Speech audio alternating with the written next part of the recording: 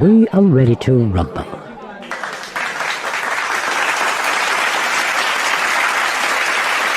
Well.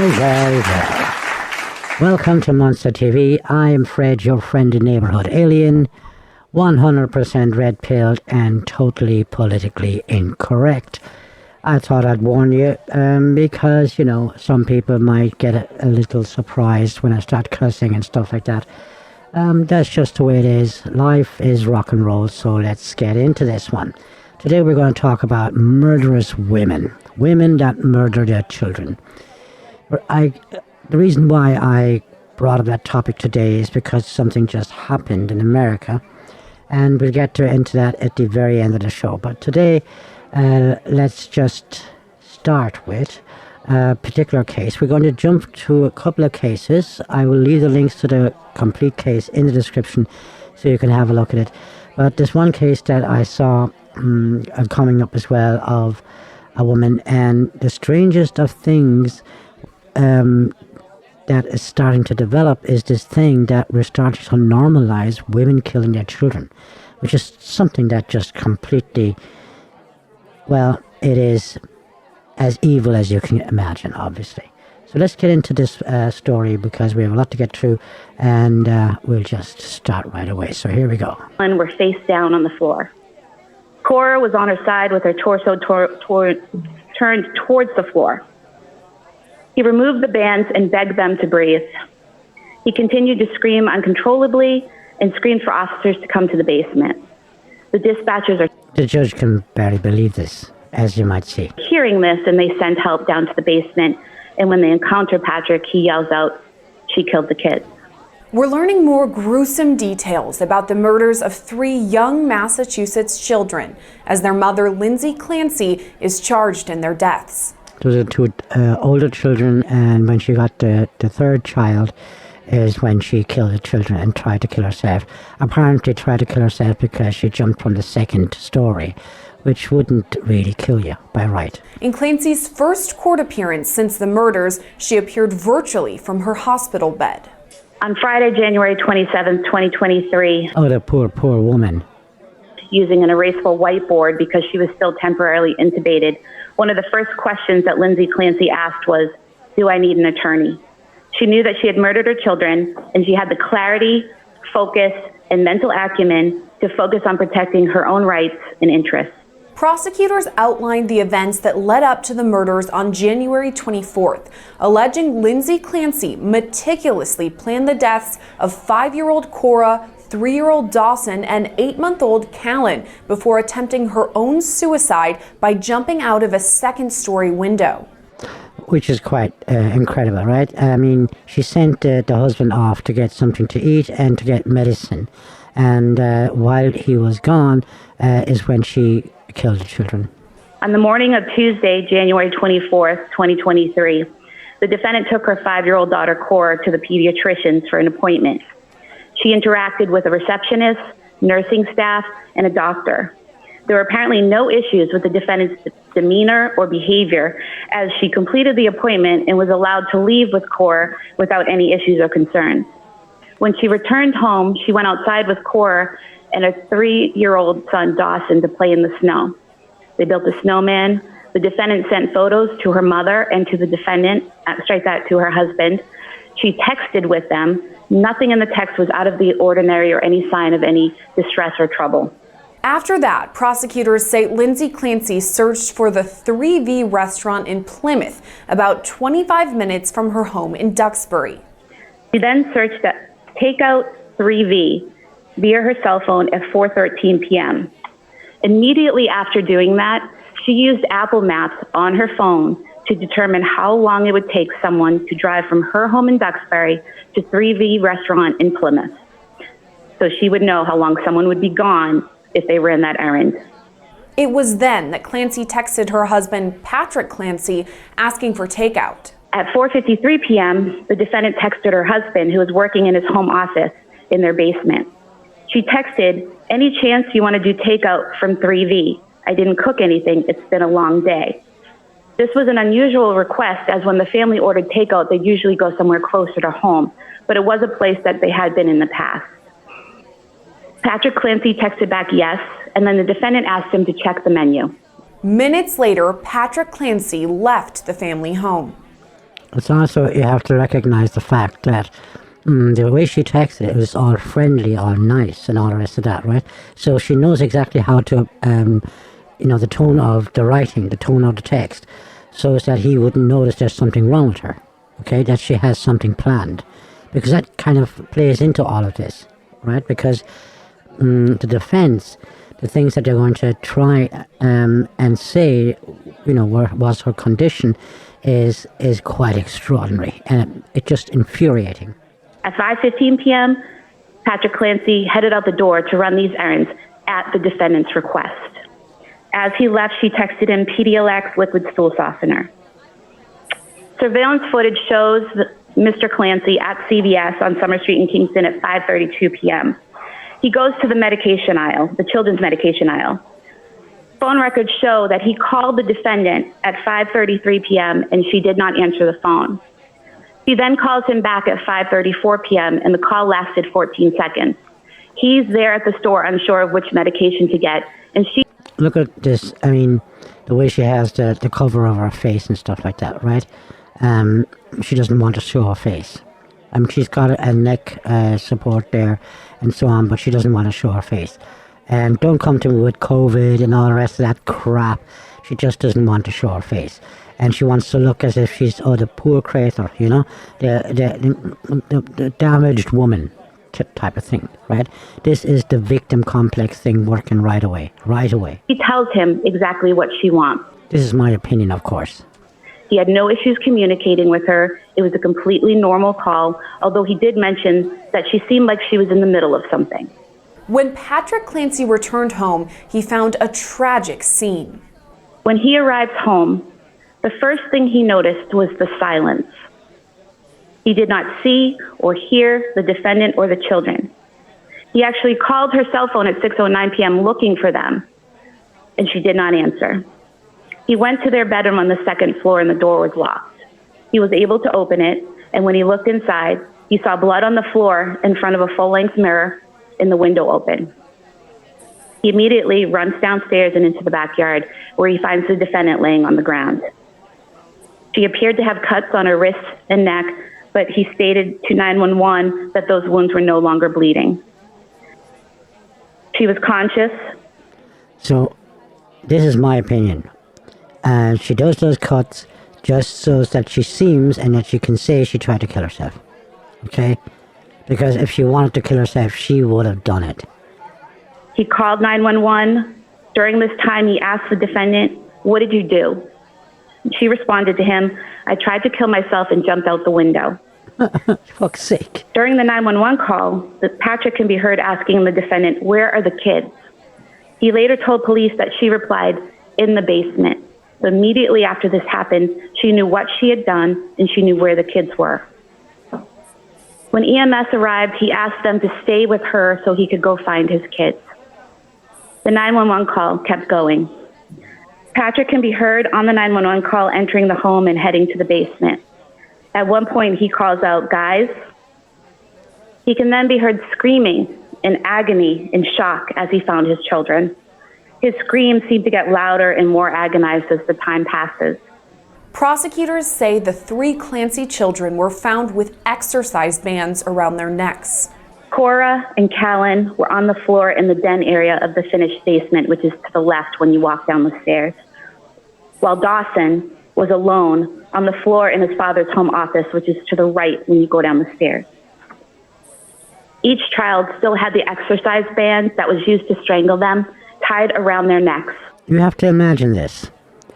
It's 3 kids. She has to do that one kid after the other, okay? This is important because of the excuse that they're going to bring up, the defense is going to bring up, okay? The way they're trying to get her out of this, her defense, is just incredible. When their father found them, Dawson and Callan were face down on the floor. Cora was on her side with her torso turned towards the floor. He removed the bands and begged them to breathe. He continued to scream uncontrollably and screamed for officers to come to the basement. The dispatchers are hearing this and they send help down to the basement. And when they encounter Patrick, he yells out, "She killed the kids." Cora and Dawson were pronounced dead at the hospital the same day. Baby Callan was rushed to Boston Children's Hospital but died 3 days later.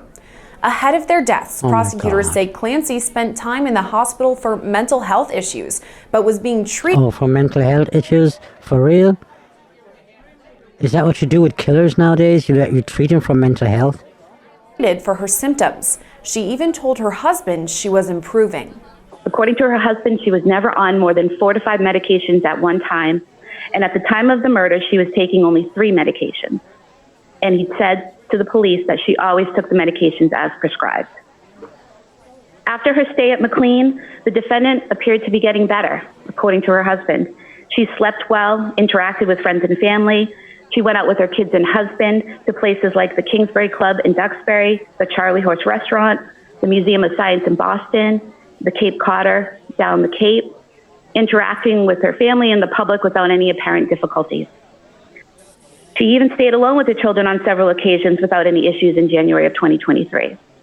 Her husband asked her in mid-January, "Are you still having suicidal thoughts?" And she said no. Prosecutors argue Clancy never had hallucinations or delusions before the murders. On the night of the killings, Patrick Clancy was interviewed by the police at Beth Israel Deaconess Plymouth Hospital. He told the police that the defendant was having one of her best days. She was smiling and happy, and there was no indication that she was going to harm the kids. No one at all described her as acting like a zombie in the days leading up to the murder or on. Yeah, interesting, because of the fact that, if she was having trouble or something, she could lock herself in her room, for instance, right? She could lock herself away and stuff like that and just wait. And she wouldn't have to send the husband away. This is a planned murder. And the shitty thing here is, the stuff that really bothers me is that you're not ever going to get behind why did she do it. The only thing that you're going to hear are the excuses and the so-called explanations from the defense and from her. This is all you're going to hear. You're never going to get behind the actual story. And what happened here is, it's all about her, right? First of all, it's going to be all about her, not about the kids. And the second thing is, it's not going to be about him either. He lost his 3 kids, whom he obviously loved very much. This is crazy shit. The day of the murders themselves. On February 5th, 2023, this past Sunday at 1:35 p.m., while sitting with Dr. Paul Zeisel, the psychologist hired by defense counsel to evaluate her mental state, the defendant used Dr. Zeisel's cell phone to call her husband. She left a voicemail stating that she loved him. Yesterday, on February 6, 2023, at 10:09 a.m., she again used Dr. Zeisel's cell phone to call her husband. This time he answered, and during this call, the defendant stated that after he left the house that night, she killed the kids because she heard a voice and had, quote, a moment of psychosis, end quote. He asked her what voices she heard, and she said she heard a man's voice telling her to kill the kids and kill herself because it was her last chance. Now imagine that. I mean, even if you did hear a voice, I mean, are you compelled to do what this voice is saying? How the hell does anybody think, anybody on this planet, that would be an excuse of any kind? Now, the fact that people do hear voices and stuff like that, fine, okay. But the other fact is that they actually act upon what the voice is saying is just completely mental case. There is nothing, it has nothing to do with mental illness and all the rest of that, by the way, right? If you ever heard about possession, if you ever heard about evil spirits, if you don't believe it, fine, you'll have to go to psychology. Well, that's your problem then. But that's not an excuse for killing somebody. But this is going to start happening. You mark my words. This is going to start happening. When women kill people, and especially children, they're going to have a psychotic break, or they had this, or they had that. They heard a voice, and then they're going to, not have to go to prison or don't get executed. Patrick Clancy told the police the defendant had never heard voices before. He also told the police the defendant had never used the word psychosis to him before. The first time she used that word psychosis was when she was with the doctor hired by defense counsel and using his cell phone. Prosecutors also say Clancy had every opportunity to change her mind about going through with the murders, as they say it took time to strangle each child. Yes. Instead, they say she acted deliberately. The children were killed by ligature strangulation. Ligature strangulation causes the victim to become unconscious anywhere from 10 seconds up to a minute. The more the victim struggles, the longer it takes. After the victim is unconscious, the ligature must be held in place with force, squeezing the neck for up to an additional 4 to 5 minutes to cause death. Therefore, she had to strangle each of them to unconsciousness and then make sure the bands were squeezing their little necks for several minutes. She could have changed her mind at any point during that time. So at least 4 minutes for each child. And removed those bands from their necks, and she did not. The defendant did not take advantage of the situation when her husband left the home that night. She created the situation, and she used Apple Maps to make sure she would have enough time to strangle each child before her husband returned from where she had sent him. The defendant is a danger to herself and others. She planned these murders, gave herself the time and privacy needed to commit the murders, and then she strangled each child in the place where they should have felt the safest, at home with their mom. She did so with deliberate premeditation and extreme atrocity and cruelty. Clancy's defense argued she is a woman with mental health struggles on top of newly sustained physical trauma. Yeah, mental health is going to be the big excuse. And they're actually, this thing is on trial, right? So this stuff is like pretty recent. It's all recent. I mean, it's 3 years ago, 2 years ago where this actually happened. And of course, the trial takes ages, right? But she hurt herself pretty bad on the way down. So she is tied to the bed. So you have a paraplegic who can't walk, who is definitely a danger to herself. And the government wants to put her in where? Framingham State Prison? Yes. Plymouth House of Correction? No, we want her executed. Death sentence. Death penalty. That's what would be the right thing to do here. No way that any humane person... Just a defense, by the way, of course. ...would do that, especially within the structure of our criminal justice system, where a person is presumed innocent. And I'm not suggesting with the facts that the government has read, but she has a good defense. She's got a darn good defense for this case, because that's what happened. Clancy's team said her suicide attempt caused major injuries, rendering her a paraplegic. To have this woman not held on bail, perhaps put a GPS on her, I guess, if someone's concerned that she's going to miraculously recover, which isn't going to happen. This is quite amazing that this is supposed to be a defense, okay? This kind of cocky kind of thing, you know. I mean, you can put a GPS on her. I mean, if you think that she's going to run, what the hell is wrong with you? She murdered 3 children. This is the weirdness that always gets to me, right? And it infuriates me that you have 3 children dead, okay? And the other 2 watched her strangle the first one, by the way, okay? This is like just horrific. And then you have this cocky little fuck of a defense, not even putting these things in proper terms, but being all, cocky about this shit. This is incredible. As you run a nose, being a paraplegic, paralyzed. So who gives a fuck? How about the dead children? She can't move. She can't get off the bed. She can't walk. She can't even go to the bathroom. She has to have 24/7 medical care. The defense also noted that Clancy is suicidal, saying her cries for mental health help were ignored.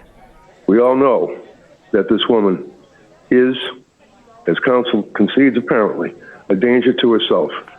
I question whether she would ever make it to a trial. She's suicidal. Well, she does, because the trial is on. She's extremely emotional.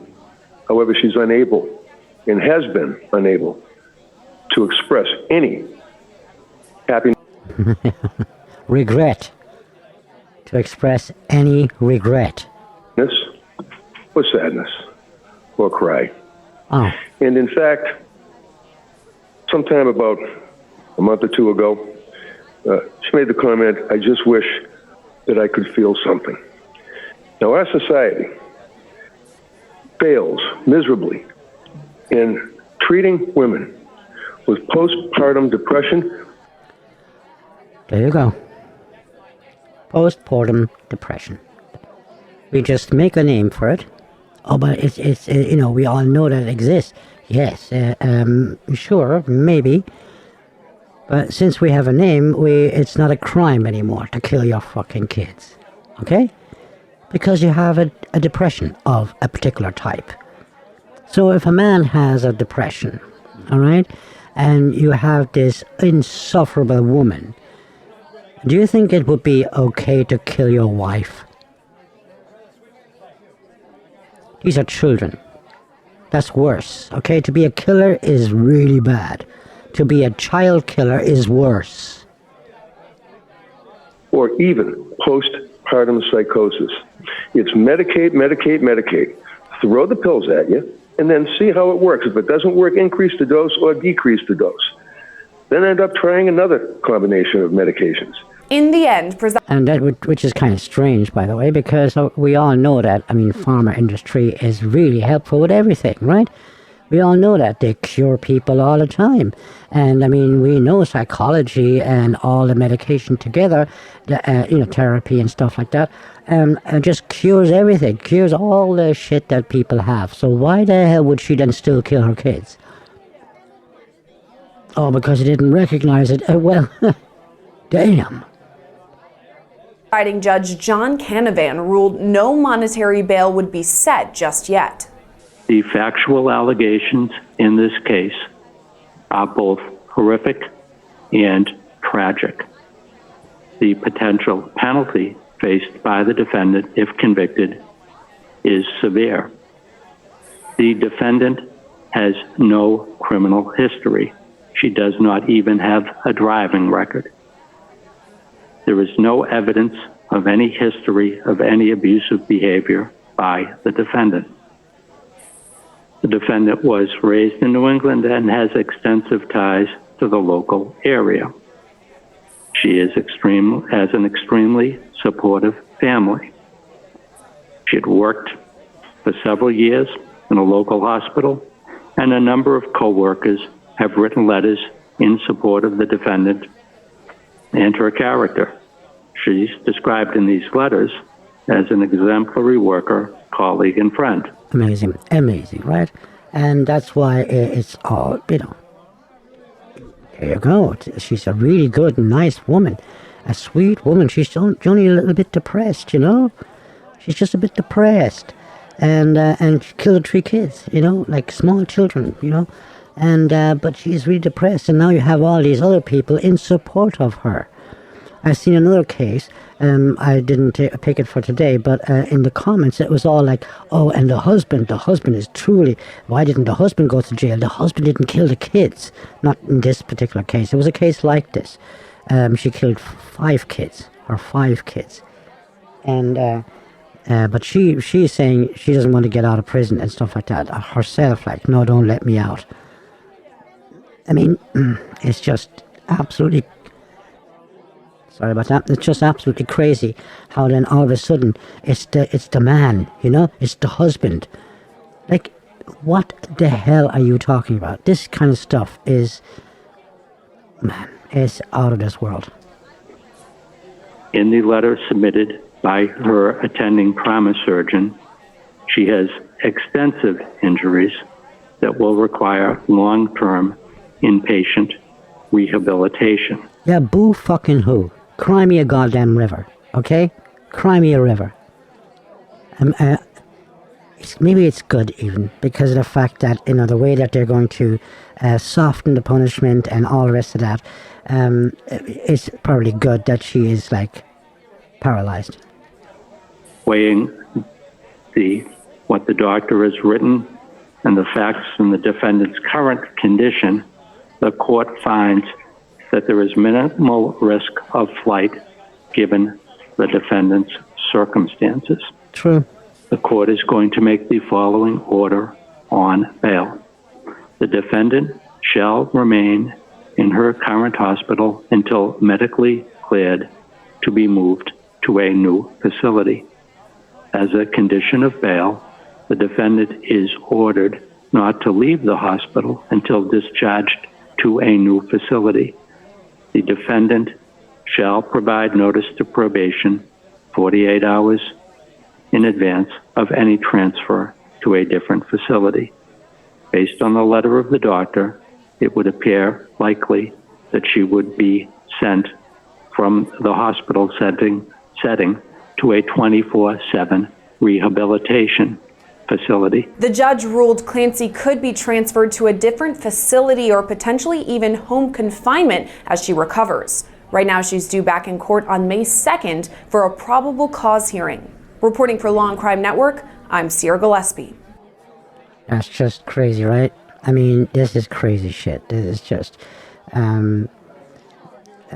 it's just 3 weeks ago that we had another hearing here and stuff like that. It's just, I mean, the death sentence, okay, should be on the list. Definitely.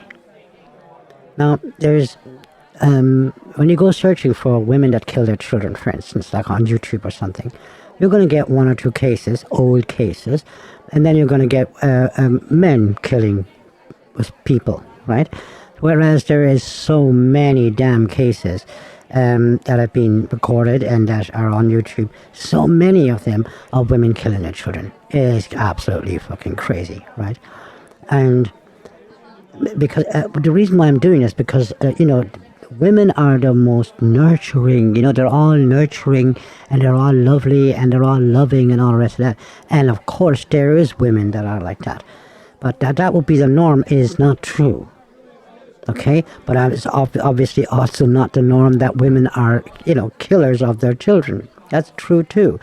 What I'm trying to say is, or what we're saying today is, that if we give them a way out, okay, if we create this thing of mental illness excuses, then we're going to have a real problem, okay? Because they're just going to kill their children and then that's that, you know? Now there is an older case, which shocked me that time, and it was a quite interesting case. It's a while ago. A couple of years ago, and the thing is that in this case it was that because there was all these racial things going on in America, you know, the blacks and the whites and all the rest of that, this woman even managed to bring that into this whole case, in her case, and then it kind of diverted the attention away from everything for some time.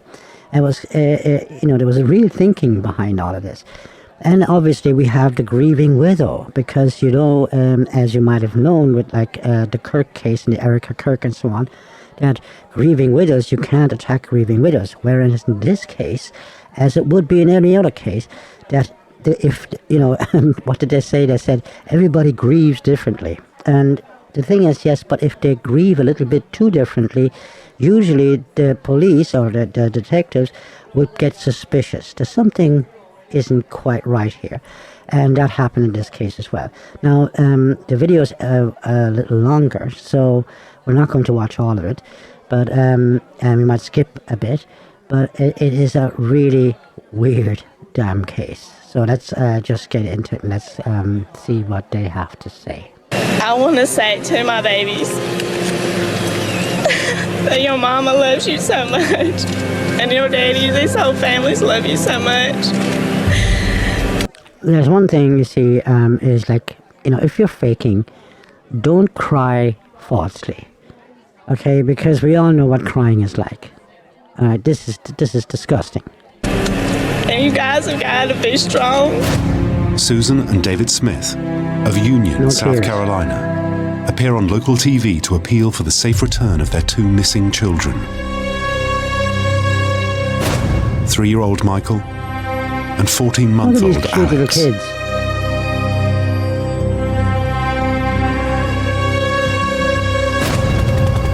The police, the public, and the press join a county-wide search for the missing children who, according to Susan, have been abducted by a carjacker. Of course. And a black man, of course. And the most generic face that you could have. Anybody could fit that to some degree, right? And, of course, that caused an awful lot of, strange, trouble between the races there. Do not give up on these two little boys. I wanted anybody. Did you see this guy's face? Did you see the father's face? How serious he is and so on. Now that was real. Let's have a look at that. Do not give up on these two little boys. I wanted anybody and everybody that would help look for them. But after a 9-day search for her sons, Susan Smith finally comes clean. She doesn't come clean because she came clean. It's just, wow, what a way of phrasing it. There is no carjacker after all. She has killed her children. Yeah. Till the day I die, I firmly believe that Susan made a choice, a horrible, horrible choice. But she chose. Look at these kids. I mean, come on. Look at the eyes of that little boy there. I mean, look at the happiness in him. Like, wow, what the hell is wrong with you people? Herself over those kids. Why did Susan Smith murder her own? And the differences in their faces, right? The husband is totally shocked. He is totally shocked. The guy is in shock. Where she is just kind of weirdly, strangely normal. Flesh and blood. Why did she lie to the world about her crime? Not until her trial will the whole truth emerge, when a jury will decide if she lives That's supposed to be or crime. dies.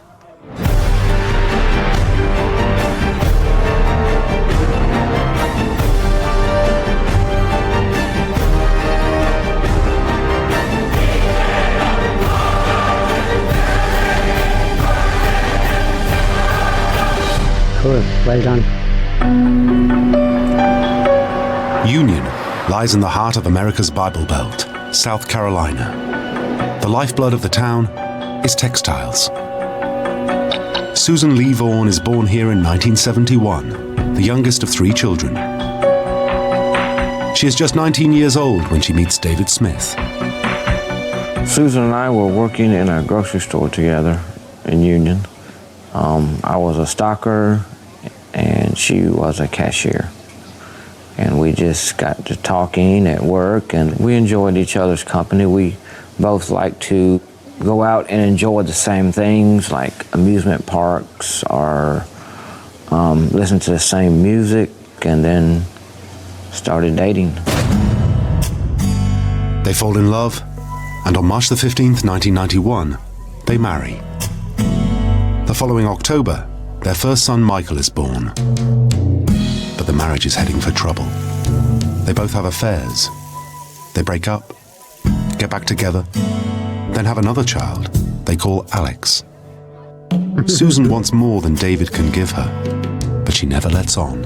Thinking back now, I can't think of a single thing that would have been a sign of things that were to come. Like, yeah, as if, as if he wouldn't have done something. If you get the suspicion, oh man, she's gonna kill the kids. I see all the signs, and then you wouldn't have done anything. Of course you would do something, right? I mean, oh man. By mid-1994, their marriage is in crisis, and Susan files for divorce. There you go. Then a 911 call is received from this house just after 9 p.m. on Tuesday, October the 25th. The house is a quarter of a mile from the John D. Long Lake, north of Union. There's a lady who come up to our door, and some guy jumped into a red light with her car, with her 2 kids in it, and he took off. Susan claims her car has been stolen and her children abducted. The police track down David and he races to the scene. Ironically, the tragedy will heal their broken marriage, albeit... Oh my God. That the suspicion, any detective would get suspicious right away. Why would that happen?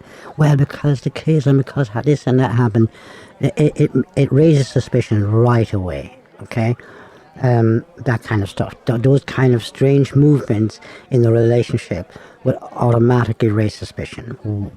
What for? Why? What the hell is going on? Of course, he wants to consolidate. He wants to help her. He wants to, because of the fact that, the car was hijacked, according to her story, and the kids were taken along with the car. Of course, oh my God, if you've been together and you have kids together, there's always something left over. It takes quite a bit to completely hate one another so that you wouldn't be there for the other person. Briefly. I walked up to the door and Susan was standing there and she just kind of collapsed in my arms. I had to pick her up. What an actress. I had to pick her up and move her back on the couch. She was very distraught, very, visibly upset. I haven't given up. Look at this. The Lord. For 9 days, Susan and David are headline news across America, pleading for the safe return of their children. I just feel in my heart that you're okay, but you got to take care of each other. But the police are suspicious. Yes, of course. Of course they're suspicious. There's something wrong with that woman. Okay? Now, we all grieve differently. Well, we actually really don't. There is people that keep it in, like the guy, for instance, right? There's people that let it out. But it's all grief. And we all know what grief is, right? We can feel it, what it is. And there's nothing of the sort is happening here. They question Susan every day. And then, on November the 3rd, 1994, in a dramatic turn of events, Susan Smith confesses to murdering her children. Yeah, because they put pressure on her because they've realized that this couldn't have happened the way she said, right? There was all these different details that didn't add up, and they put pressure on her. Listen, this couldn't have happened this way because of X, Y, and Z, and she just had to admit it then. And tells the police where their bodies can be found. At the bottom of the John D. Long Lake. Prosecutor Tommy Pope has just finished a case when he gets the call. I finished the prosecution of the case I had up here, and then actually we'd left the courthouse and were kind of celebrating our victory, and the phone rang, and we had word that they had located the boys in the lake. I think that's an interesting thing. This one piece will make 52. That she ran to the house and reported that the children were missing, and they called David.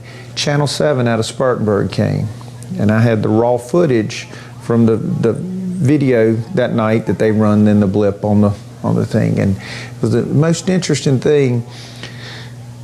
The lady's got the lights down and she's explaining, okay, when we come on air, I'm going to ask you this and this and this. And David is there, and he's got the deer in the headlights look. He's just like a guy who's just lost his 2 kids. And Susan is kind of giggling to David, we're going to be on television. That's it. That's the Erica Kirk thing, by the way. What in the hell was that? How could that even happen? He doesn't really know what the hell he's going to do here. He's really unsure of himself. The funeral for Michael and Alex Smith takes place on November the 6th. They're buried in David Smith's family plot, next to their uncle. Michael and Alex were the only reason for me to get up. And it's just it's hard to explain, but it's really like a part of you dies. Lord, something on the inside, just like a pilot light goes out, or just a light bulb slowly dims till it burns out. There's no life. You feel lost. It's like you don't know what to do. Yeah, it's like it's with the word was the whole world was kind of switched off. And nothing seems real anymore. People talk to you and it's like a movie. You know the way you can watch a movie really intensely and so on, but sometimes you just have the television on or a movie on in the background, but you're kind of thinking to yourself, and you maybe might even turn down the volume and stuff. That's the way that comes across the whole world, everything. People talking to you directly, it's all just like as if it's just a movie that you're not really paying attention to. It's the weirdest of feelings. The reason you got up every day is now gone. So what am I supposed to do now? Well, that's because children bring life into your home that can't be described. Now, some people, they notice that when they have a dog or something like that, right? There's no comparison, obviously, but there's already this other living something, and it needs your attention and it needs your interaction and stuff like that. With children, it's completely different because of the fact that they're conscious, right? And they know who you are, and they interact with you on a personal level directly as a human, as a soul, a spirit, and it because they're so lively, because they're so they want to discover everything, and they're so innocent, and they don't know the world. They're just so open to everything, and they're just so alive. It's just alive. If that's taken away, it is devastating, right? On January the 16th, 1995, Susan Smith is taken to Union County Courthouse for arraignment. Tommy Pope announces he'll pursue the maximum sentence. State intends to seek the death penalty. Did I want an eye for an eye, a tooth for a tooth? Absolutely. Wow. They were seeking the death penalty. That is the right thing to do. As cruel as that might sound, it's just like, look, come on. You can't just let that go. And now we're talking about, she has this kind of mental, disorder, or the mental illness or mental problems and stuff like that. And that's why she should get away with it even, okay? She might only get a couple of years or something like that. You must be out of your damn mind. Now, is the death sentence, does it always have to be applied? I don't know, but it should be you should seek it, right? It should be sought after. Yes, I did want the death penalty. A trial date is set. There's no doubt Susan Smith is guilty. She confessed to the crime. But to get the death penalty, Tommy Pope will still have to prove she committed murder with malice aforethought. Malice aforethought doesn't necessarily mean premeditation. It can simply mean that any time before you strike the fatal blow or pull the trigger or drop the brake, that you had a wicked spirit or malice toward the individuals. Which is difficult to prove with the kids, really. Which is a good thing that it's difficult to prove, by the way. It is a good thing. If you can prove that that's the case, then the death penalty should definitely be applied. The murder trial of Susan Smith begins on July the 18th, 1995. As David Smith arrives at the courthouse, emotions are running high. The first day in court, when I saw her, I think it was anger all over again.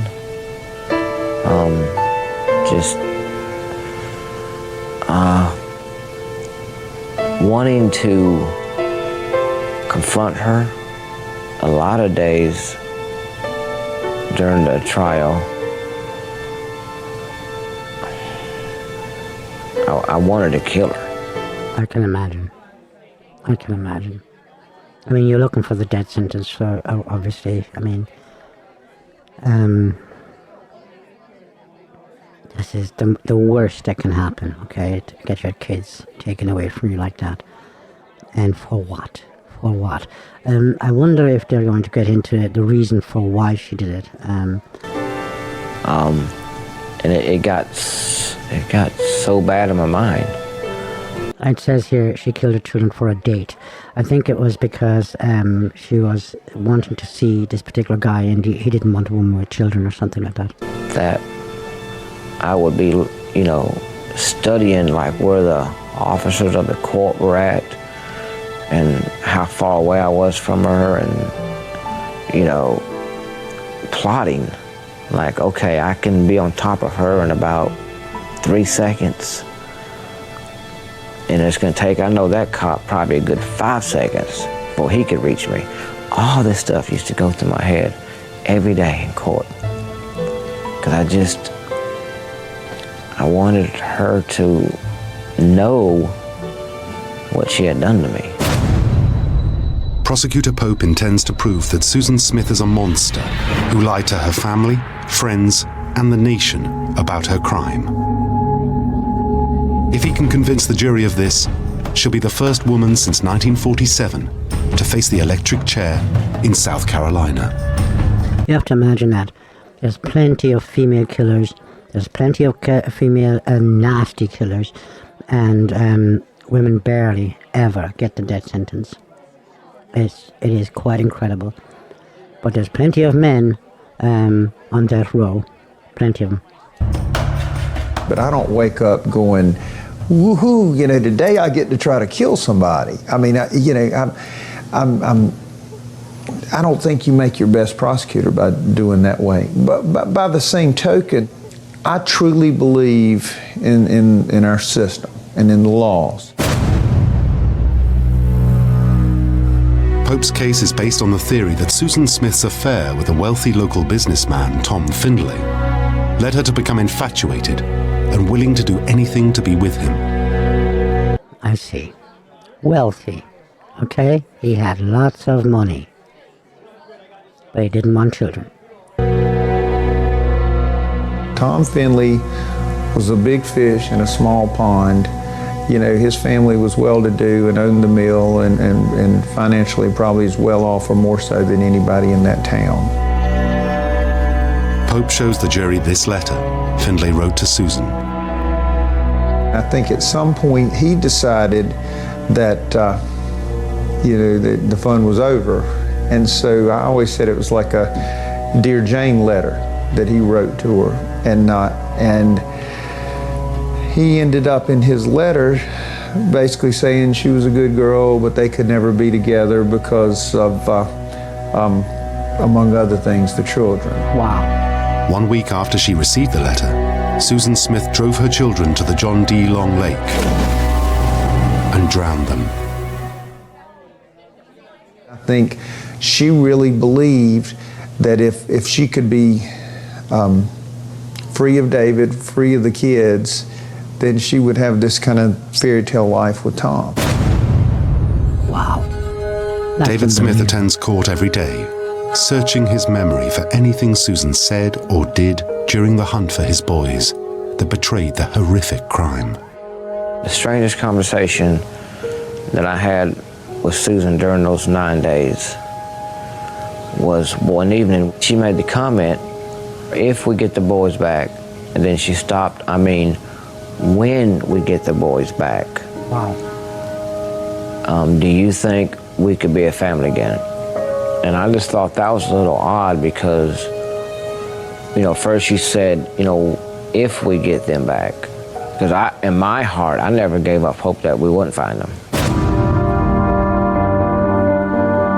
On Thursday, July 20th, just 2 days after the trial began, the prosecution rests, and Susan Smith's defense begins. Her attorney, David Brooke, has hired Judy Clark, one of the nation's leading anti-death penalty attorneys, to assist him. They've no intention of having Susan testify. Instead, they'll paint a picture of her as an unstable, suicidal woman whose father killed himself when she was... There you go. The same damn theme. Oh, she's a poor little creature, right? The poor little girl, the victim. She's a victim, and that's why it is only understandable that she killed her kids. This is fucking crazy. And she's probably a victim of the rich guy as well, you know? Because, I mean, you know, he would only take her without the kids. Not that she would leave the kids with her ex-husband. 7, and whose stepfather sexually abused her at 16. Oh, of course she did. Of course she did. Get out of here. Central to their case is the idea that Susan is a victim, not a killer. It's a story they fed to the media for months before the trial. She does not know what happened or why. She does not understand it. I will always give the defense tremendous credit for the job they did in this case, because with the help of the media, they went from Susan the monster to Susan the victim during those months leading up to trial. Because Susan has confessed to murder, Brooke is left with only two ways for her to escape the electric chair.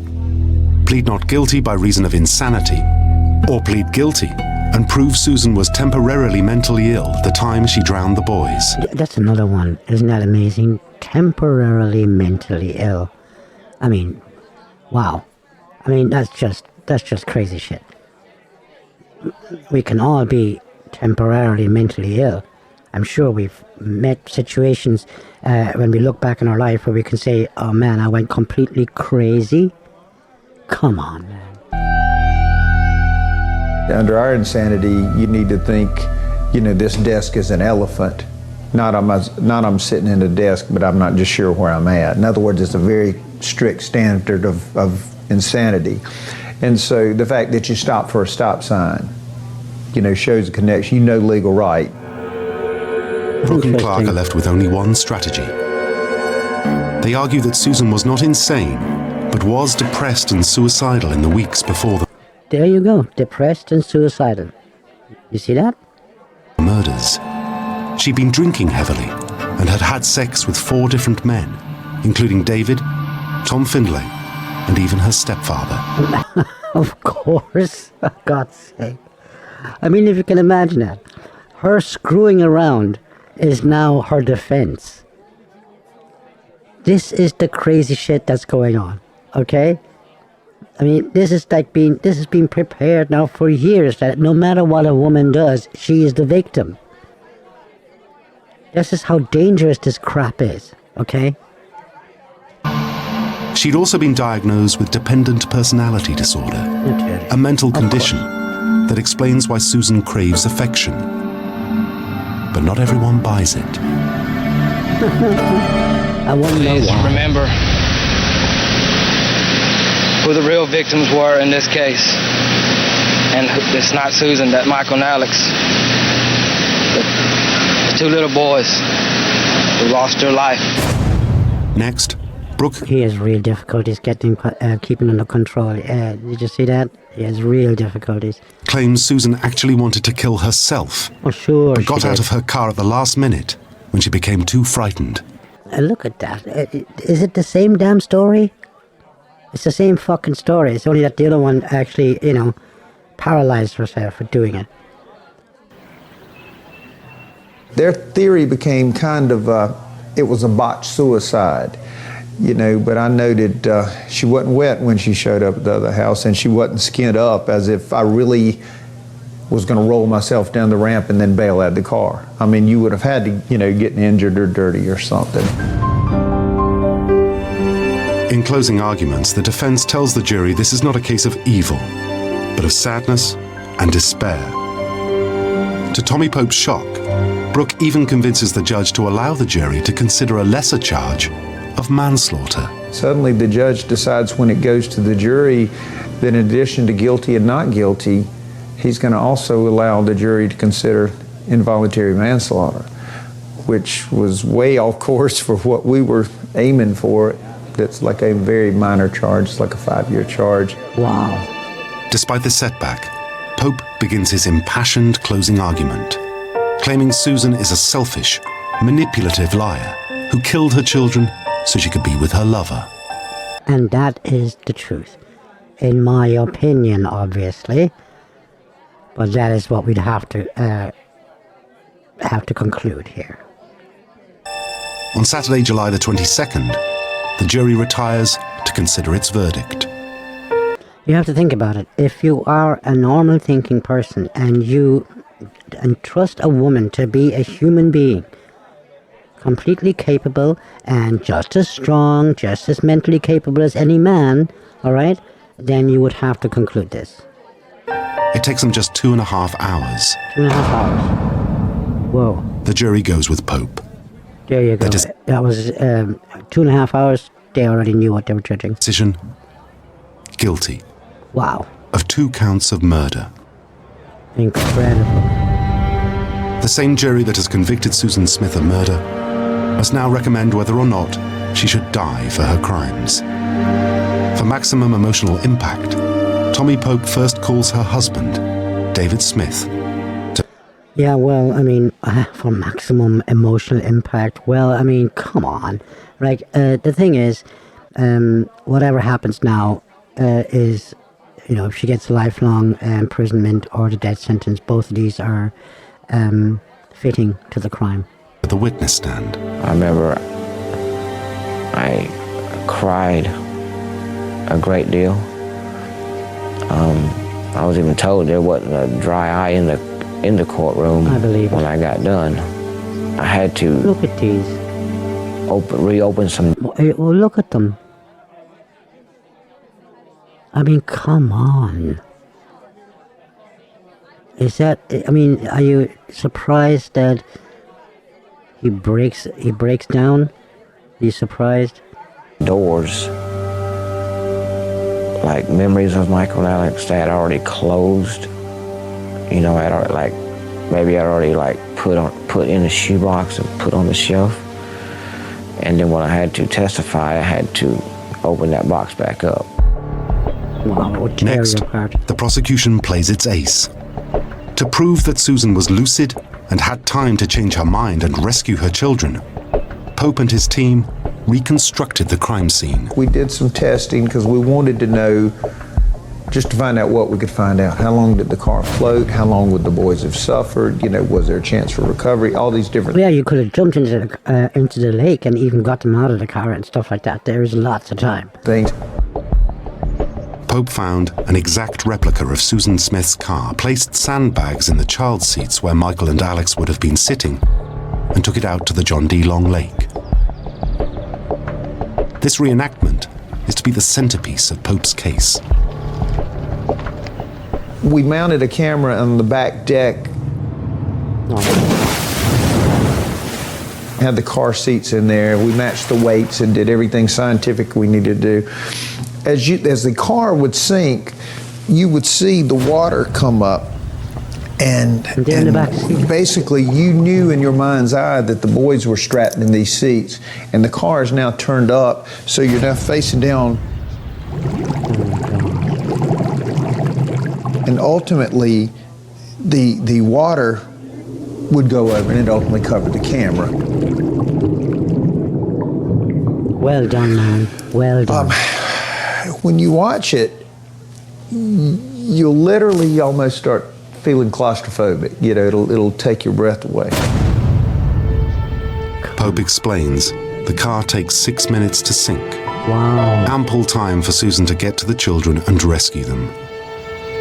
But before the footage can be shown to the jury, Judge William Howard must decide if it's relevant and admissible. So the judge clears the jury, the press, and the public from the courtroom for a private screening. We're watching it, defense is watching it. It would literally, you could hear a pin drop in that courtroom, and you just felt like you were losing the oxygen. And over at Susan's table, I heard some noise over there.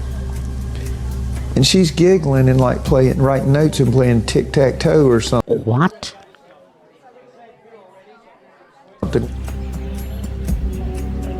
And she would kind of look up and, you know, they'd giggle some more, look up, but I mean the video, she can see the video. The judge allows the video be admitted as evidence and orders the jury to return. So now everybody's sitting there. You can hear a pin drop in courtroom, same thing, but now the jury's in. I hear noise over there this time. Now she's crying. Oh my God. Pope is not permitted to present this disturbing contradiction as evidence. The jury will never know what happened while they were out of the courtroom. Susan's attorney, David Brooke, has the last word. Tells the jury that their judgment is sounder than Susan's and asks them to sentence her to life in prison. He looked at the jury in his closing arguments and said, who here among us can cast the first stone. Oh, for fuck's sake. I can't fucking believe it. But everybody has a right to a fair trial. I mean, you have to have the possibility of a good defense attorney. Of course you do. Right? I mean, otherwise it wouldn't be justice. This is the American justice system, and I believe in that system. I think it's the best system in the world. But the jury should be disgusted with him saying that. I mean, they should be disgusted with this guy, that he would pull it from the Bible, you know? Right out of that quote, right out of the Bible. Yeah. I think it had a lot of weight with that jury being a small town and, you know, down here in the Bible Belt. At 3 p.m. on July 27th, the jury is sent back out to decide whether Susan Smith should live or die. I felt strong about the case, but there were just enough X factors in it that, and I've been in front of enough juries to know, you don't know till they come back. The 12 men and women of the jury return to the courtroom after once again only 2.5 hours. Their verdict is unanimous. And that's life. Susan Smith will not be executed. There you go. Well, I was disappointed. She can't even cry. She can't even cry.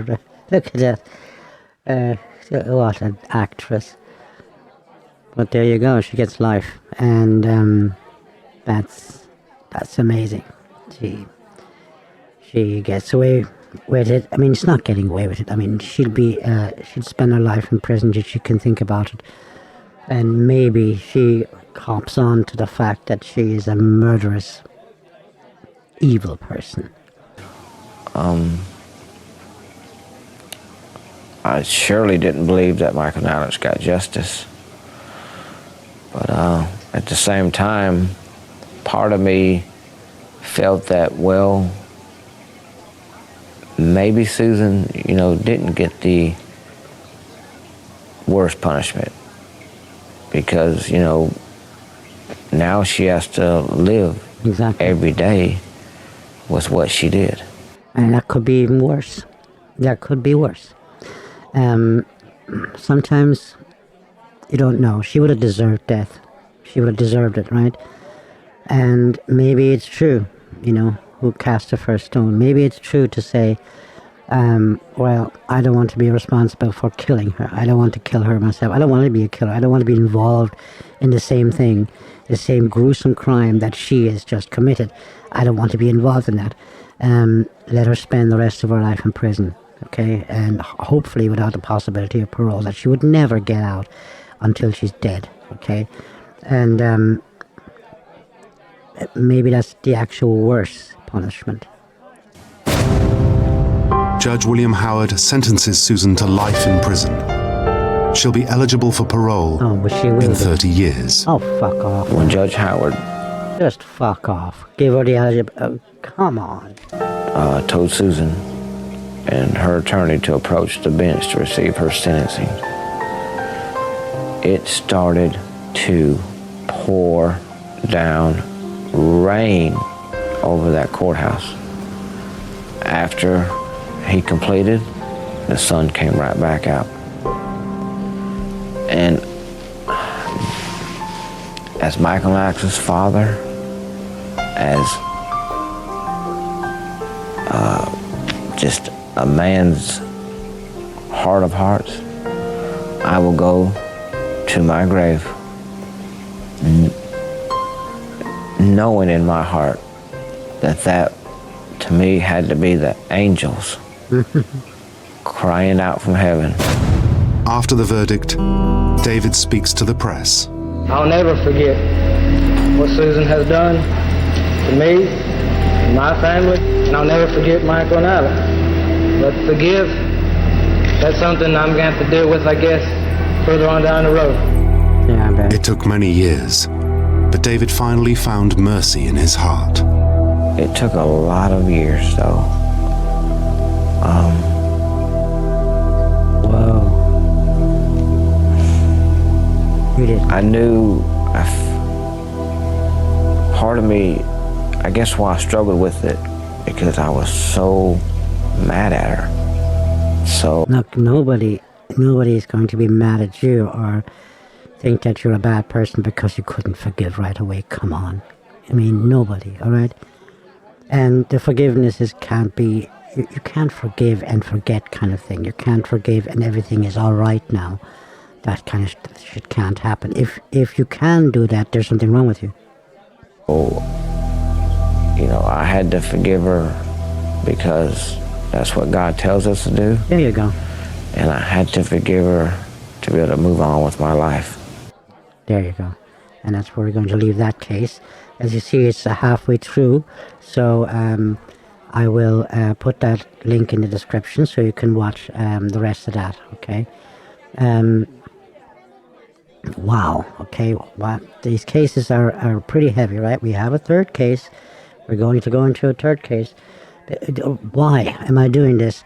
Well, I want to make a point, and that is, we can't just simply say, oh, a woman is depressed and that's why it's okay to kill her kids, all right? You can't just simply kill children. We're not, you know, in the times of Sodom and Gomorrah. We're not in the times of the Old Testament and stuff like that. Stop it. This is crazy shit. And let's see what this case is about. I mean, I looked into this a little bit. We're just going to leave it play and see what this thing tells us. Just because, you know, women are the nurturing ones, okay? And then you could say, well, you only brought 3 cases. Well, look, come on. How many cases am I supposed to bring in 1.5 hours, right? And you can find cases all over the damn place of this kind. But that's not the actual point. I have a point at the very end to make as well. So let's watch this now. Extreme tragic and heartbreaking incident. A scene like that is something that nobody should ever have to see. Quote, say goodbye to your kids. It's chilling. And those are the alleged words a North Dakota mom said to her husband before she allegedly barricaded herself inside her home and proceeded to kill her children. So she actually said that to her husband. Yeah, right? Say goodbye to your kids. And then she killed him. What the hell? We can share that the 5-month-old and the 3-year-old have passed away.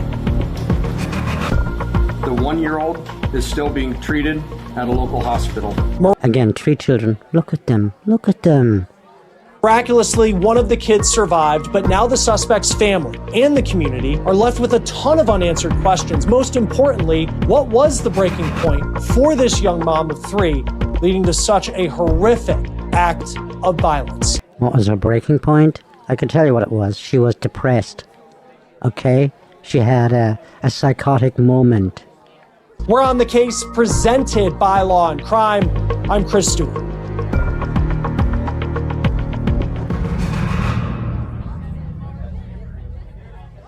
Well, you heard it from the police chief. I mean, this is just an awful story, a heavy story that we're following out of North Dakota. That chief saying it was a scene that was something nobody should ever have to see. Walking into a home and witnessing 3 kids, all under the age of 4, horrifically injured, and allegedly they were injured at the hands of their own mom. It's all, as the cases happen, that's why it's all allegedly, right? Because it all has to be proven in court, and of course, because you're innocent until proven guilty. That's why allegedly, right? She did it. That's done. But you know what I'm saying. That's why he's taken that attitude.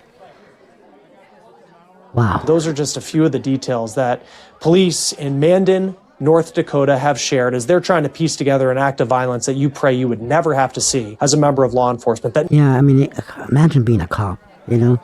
Imagine being a police officer and you come into a scene like that. Fucking hell. I remember in one particular case where they found the child and he grabbed the child. It was suffocated, I think, and he grabbed the child and he ran out with it and he tried to do CPR and stuff like that, and he was devastated. It nearly broke him. I mean, it was incredible. No one would ever want to see. And this horrific act of violence has led to the loss of at least 2 young innocent victims and the serious injury of a 3rd. Now, we have the probable cause affidavit, and it was not easy to read. And it reveals even more details that are so shocking, details that the press conference that aired on KFYR television out of Bismarck, North Dakota did not cover, including what police say was an increasingly toxic dynamic between the suspect in this case and her husband.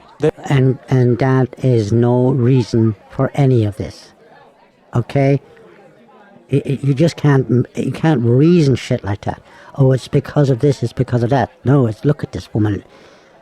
Come on. They're both the parents of these kids, of the victims. And there was allegedly a physical altercation that led up to these murders that we'll talk about. And we're also going to break down where the investigation goes from here. How do you even begin an investigation like this? Lisa Miller, former detective and chief investigator, will be here just a little later to make sense of, or at least try to make sense of, this really tragic situation. So I want to jump right into this case and what we know at this point. So this all began last week on Thursday night. It was August 6th. And according to the Mandan police chief, officers were dispatched to a home around 5:42 p.m. That's after they learned that 22-year-old Kaylee Earhart reportedly locked herself inside the home with her 3 children. Now, let me guess beforehand. I'm sure she's a victim. I'm sure she's the victim. And said that she was going to kill them. When officers arrived, they initially came in contact with the children's 22-year-old dad and the 43-year-old grandmother. I mean, this was an incredibly young couple. Police say the two of them, they were frantic in the front yard saying, quote, "She's in the residence." On arrival, officers heard assault happening inside the home and forced their way in. Now, here's what the probable cause affidavit says happened next. Quote, "A patrol officer entered the residence to find the children's mother, Kaylee Earhart, holding a knife to her throat. Kaylee was covered in blood across her upper body and pants. Kaylee dropped the knife and ordered officers to kill her. The patrol officer described the knife as a kitchen knife with a longer blade." Now, police say that Earhart was detained without injury, but the horrific discoveries did not stop there. That he had located 3 children laying motionless on a bed in a bedroom directly off of the living room across from the front door. The children were covered in blood.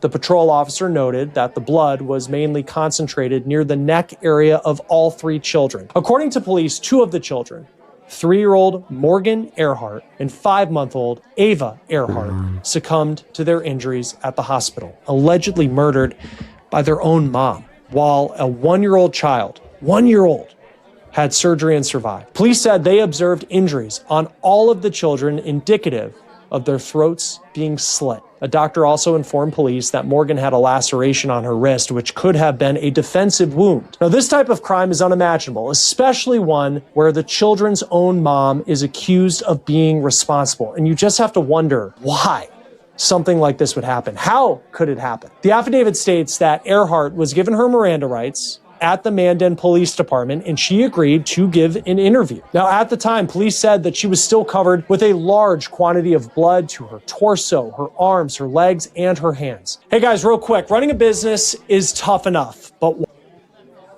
not going to do that. This is what Earhart allegedly told police in that interview. I'm going to read from the affidavit here. Quote, "Kaylee advised the sergeant that she had placed the bodies of the 3 children on the bed inside the residence, and she believed she was the only one inside the residence when this happened. Kaylee advised that she believed the children's throats had been cut prior to her placing the kids on the bed. Kaylee further advised that she remembered having the knife in her hands when police arrived, though she did not remember everything that happened." Oh my God. Of course. She doesn't remember what happened. It was so traumatic for her, okay, that she doesn't remember killing her own damn children. Now, according to police, Earhart did not go into much detail about why this all happened, and she allegedly said that she couldn't remember everything. But police also interviewed her husband, who was at the home when everything allegedly took place, and he revealed some very eye-opening details about their relationship and Earhart's alleged mental health struggles. Quote, "The husband advised throughout the past, Kaylee had made comments regarding killing herself as well as their children. He also advised that he had made plans to divorce Kaylee within the past couple of months. These plans included, quote, a separation. This involved the husband engaging in sexual activities with other women. He also advised that Kaylee knew about these relationships and had made comments about killing herself and the children. Burleigh County Social Services became involved after the husband had informed mental health services of these comments. The husband also had made mention to officers that Kaylee had been committed to mental health services in the past. No date was known exactly, but estimated to be within 12 to 18 months prior to the time of the incident. The husband advised that CPS was aware of the comments, but Kaylee had been on medication and cleared to be with the children. So she was cleared to be with her children. Amazing, right? Is that amazing? Psychology today, just amazing stuff. End quote. The husband also told police that Earhart had bought a firearm from a store in Bismarck, more specifically a Glock brand handgun. And police said that text messages between the couple lead them to believe that the purchase was made just 2 days before the murders. So the husband, to some extent, knowing about these alleged mental health issues she was having, but also aware that she had went and bought a handgun at a store. Now, police believe... He wasn't just aware, he told people about it. He told people about it. Child Protective Services, CPS, he told them. That the murders in this case were carried out with a kitchen knife inside the home. But this is where the gun becomes another frankly chilling part of this story. Quote, the husband advised that during the incident, Kaylee had been threatening him with a firearm. The husband advised that he had collected video on his cell phone and he was able to show officers the videos. This included a video showing Kaylee carrying a child believed to be 5-month-old Ava with a pistol pointed at her hip, pointed to the ground. Oh, come on. The husband told police that Kaylee then said, quote, say goodbye to your kids. The husband advised that he was able to get the firearm from Kaylee, disassemble the handgun, and throw the pieces throughout the house. He then said that Kaylee then locked him out of the house. The husband also told police that while he was wrestling Earhart for the gun, she had scratched and bit him, and officers observed those injuries. Now, I'll also add that police said the gun was eventually recovered from the home. Now, remember, the children's grandmother was also allegedly on scene during the incident, another witness. Police interviewed her as well. Quote, the grandmother told a detective that while in the residence, Kaylee had chased both her and the children's father out of the residence with a knife. The grandmother stated that this forced both of them out of the residence due to the threat of the knife. During her interview with the sergeant, Kaylee advised that she remembered chasing both of them out of the house with the knife. Oh, she remembered. It's always when you watch police interrogations, when they say, yeah, I remember, I think I remember doing this and that and the other. I think I remember, right? You always know that this is bullshit. Okay, they know what they've done. They know what where they were and how they did it and all the rest of that. And that they always kind of leave it open so as they could claim there were some sort of mental disruption or disturbance or mental something or whatever the fuck. So she had a psychotic incident, right? After interviewing all of the parties involved, officers decided to charge Kaylee Earhart with 2 counts of murder, 1 count of attempted murder, 2 counts of terrorizing with a dangerous weapon, 3 counts of aggravated assault, and a misdemeanor count of domestic violence. Now, based on the murder charges alone, Earhart faces a maximum sentence of life in prison without parole. So where does the legal process now stand? So Earhart is currently being held in the Burleigh Morton Detention Center on a $3 million bond. KFYR television was able to get video of her in court. Now, according to Earhart's case docket, she is due back in court on October 6th for a preliminary hearing, and there is a trial date that has been scheduled to begin on February 1st, 2027. We'll see if that actually takes place on that. So that's an absolute recent case, right? We had cases that were further back, and here's a complete recent case. And it has not yet been decided. She has not been sentenced yet. So trial is next year, the beginning of next year. There you go. What in the hell is going on here? All right. And what are they going to plead? Oh, they're going to plead that she had a mental break, right? And, oh, she's only a woman. She's a poor victim. Oh, the creator, the poor creator. This kind of thing is infuriating on a level that is just like, what in the hell is going on here, right? What's going on? So, what just happened here? What just happened in? Let me just.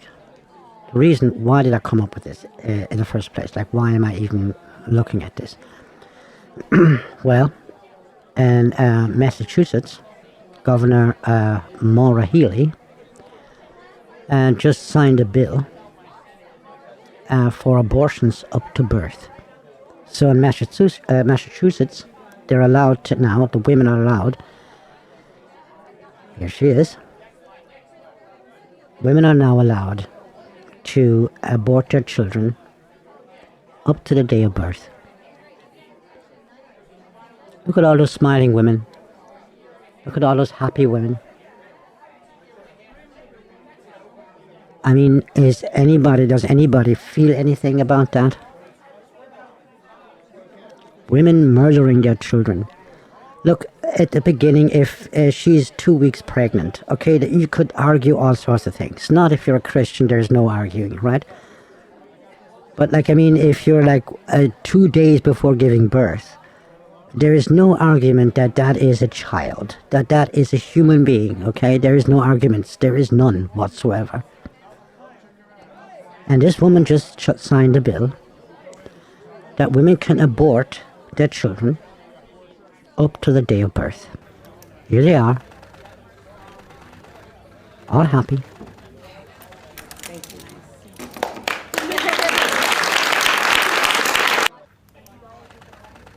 I'm going to let that play over and over so that you understand what's going on here.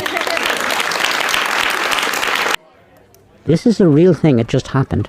It just happened.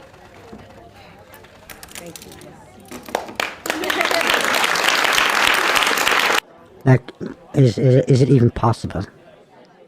Is it even possible? Can this kind of stuff even happen? Some people made a couple of memes. I tried to find the meme. Here it is. A really good meme.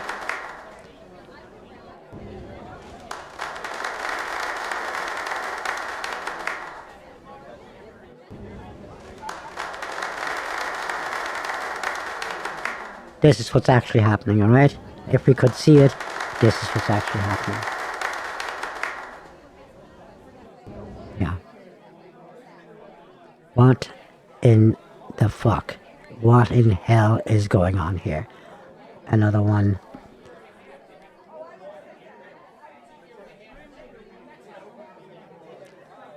How fitting, right? How fitting. Always remember that women are the nurturing ones, right? Women are the ones that are the nurturing ones. I thought this one was kind of fitting. Earth's most endangered species. Look at that. Look at that. Sweet as hell. Come on, man. Yes, this has been going on for forever. It's just so crazy that nobody can really imagine it anymore. What the hell is going on? They actually did it. What is this? Thank you, ladies, for your support. We're all... Another one did a meme here as well. I thought it was quite fitting. Thank you, ladies, for your support. We're always behind you. Thank you, ladies, for your support. We're always behind you. How fitting? Look, I've had enough of this crap. I really did. I really do. And it's like, I mean, is this for real? It's for real. It just happened.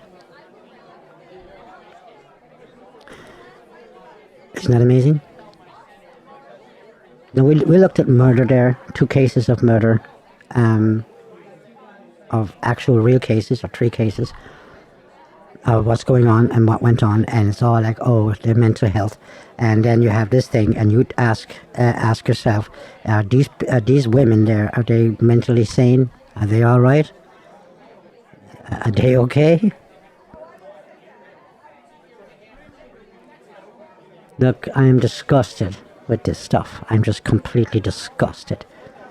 And that's why I wanted to show you how nurturing, loving, caring women can be.